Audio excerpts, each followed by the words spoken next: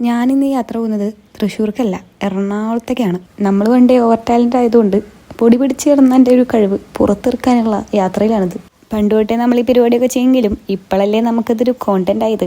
അപ്പോൾ ഇത്രയും കഷ്ടപ്പെട്ട് ഞാൻ ഓടിപ്പടഞ്ഞു വന്ന് എൻ്റെ ഉള്ളിലെ കലാരൂപം പുറത്തെടുത്തത് എന്താണെന്ന് കാണിച്ചു തരട്ടെ. ഇതേ നോക്കൂ.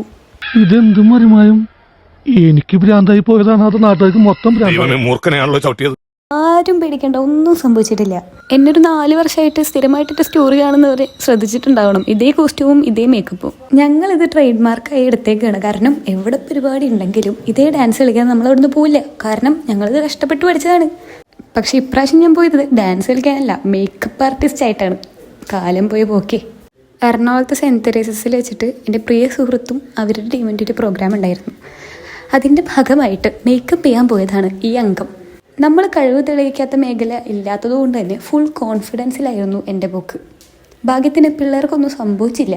സംഭവം കുറേ നാൾക്ക് ശേഷം മേക്കപ്പ് ചെയ്യണതിൻ്റെ ഒരു ടെൻഷനൊക്കെ ഉണ്ടായിരുന്നു. പക്ഷെ പിള്ളേരുണ്ടല്ലോ, കട്ട സപ്പോർട്ടായിരുന്നു. നമ്മുടെ തൃശ്ശൂർ പ്രൊവിൻസിലെ പിള്ളേരാണ്. അയ്യോ, പറയാതിരിക്കാൻ വയ്യ. എന്നേക്കാളും കോൺഫിഡൻസ് അവർക്കായിരുന്നു. എൻ്റെ കഴിവുകൾ എന്നേക്കാളും കൂടുതൽ അറിഞ്ഞത് പുറത്തു വരുത്തുന്ന എൻ്റെ പ്രിയ സുഹൃത്തുകാരനാണ് ഈ പരിപാടിക്ക് ഞാൻ എത്തിയത്. അവളുടെ മുഖത്തുള്ളത് കോൺഫിഡൻസ് ആണോ പേടിയാണോ എന്നുള്ളതാണ് എനിക്ക് മനസ്സിലാവാത്തത്. പക്ഷേ ഈ കോൺഫിഡൻസിലാണ് ഞാൻ വീണു പോകുന്നത്. നമ്മൾ പെട്ടെന്ന് തുടങ്ങി പെട്ടെന്ന് അവസാനിച്ചു. എല്ലാം പെട്ടെന്നായിരുന്നു. പക്ഷെ പരിപാടി അടിപൊളിയായി. കപ്പും പിള്ളേർക്ക് കിട്ടിയിട്ടുണ്ട്.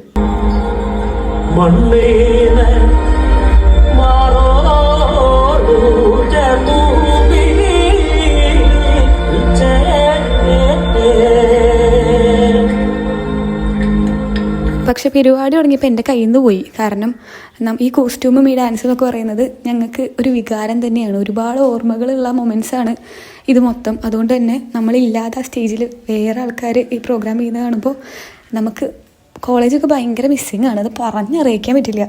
ഞങ്ങളും ഞങ്ങളുടെ ഡാൻസിൻ്റെ ടീമും വ്യാസ എന്ന് പറഞ്ഞിട്ട് ഇറങ്ങുമ്പോൾ തന്നെ അത് ഞങ്ങൾക്കൊരു വികാരമായിരുന്നു.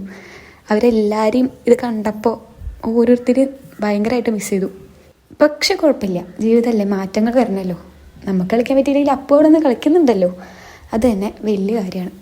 അങ്ങനെ തൃശ്ശൂരിൽ നിന്ന് എറണാകുളത്തോട്ട് വന്നിട്ട് പിള്ളേർ കപ്പ് എടുത്തിട്ടാണ് പോയിരിക്കുന്നത്.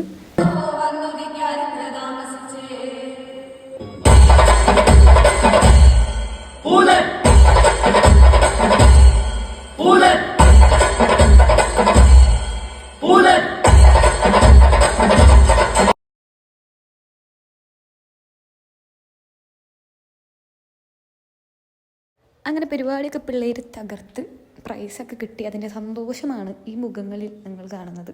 Okay, bye.